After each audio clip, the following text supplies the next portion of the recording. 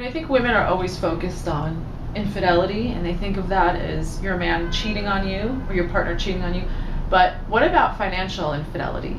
I think that can be a bigger problem because that's like a trust problem, and if you're not completely open with, Intimacy, it's the ultimate intimacy, right? That's right, and we all, more divorces are about money than anything else. It's another reason why couples fight is money. That's right, and this is all of this hullabaloo about the wedding in England, and all the focus on the wedding and the dresses and the diamonds and the jewels, but they don't have money issues, and I don't think they'll be okay. But most people, they just don't talk about it. They're more focused on the wedding and the excitement of that than dealing with things that they should be talking about. Like how much credit card debt you have. Oh my God, right? that is such a big one. Because we were talking about this before, that the women today, especially the younger women, they're so focused on the way they look because it's all about your clothes, the $500 shoes, the purses.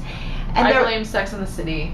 Well, I watched it, so I enjoyed it. No, it's enjoyable. It's a big piece of candy. You all loved it, but still. Yeah, but you remember that scene when she went to buy her co-op and she didn't have enough money for the co-op, and she went into her shoe closet and she says, "I got $40,000 worth of shoes in here, but I can't afford to do an apartment." Yeah, it's very, very real. And then if they don't tell their prospective husband that they have all this credit card debt. And think about that, you're walking around knowing that. You know that other shoe is going to drop and you're just waiting. So I think every couple should have a very, very serious talk about money. So how did you do it? Did you have that conversation? Well, I lived with my now husband for over 20 years before we got married, so everything was separate.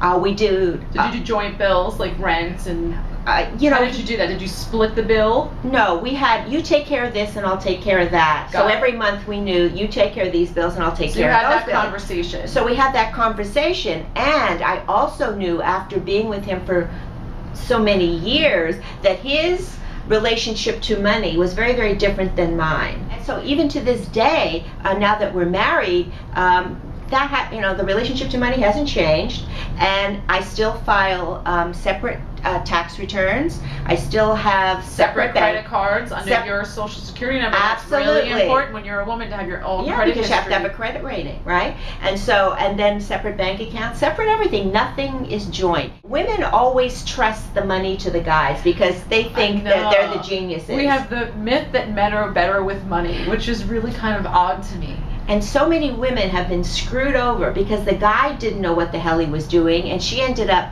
paying the price for it. I will say this, in my first marriage, the one mistake I made is, he just went and got a credit card in my name. Like, when you're married, it's an estate by the entirety. The lawyer in me is coming out. Yeah. So you're kind of both legally responsible for the same debts and stuff like that. So he just went and got credit cards in my name. I had no idea. So when the marriage ended, I didn't think to cancel that card. Like, use a condom, safe sex. It's like safe finances. Oh, absolutely, because you don't want any unwanted pregnancies, or you don't want any unwanted surprises coming at you out of the blue because, he was out doing these secret things. And you had no idea. And vice versa. The husband doesn't want it either, because if you do not do it at the beginning and just sweep it under the rug, believe me, it does not go away. It becomes a big problem. It becomes like, it keeps on instant replay, every time there's something happen, and then you start to lose the trust, you start to lose respect. Where does that translate back into the bedroom? And Absolutely. And talk about infidelity. A lot of guys and a lot of women, when things get really rough at home, then they stray. What is the big secret with money? It's a very, very hotbed topic. And if you want to have a solid relationship, the truth is in the bedroom, and the truth is in your financial discussions. So, if you do not want to have marital infidelity sexually, then I think that you're really best off talking about your financial infidelity sooner than later.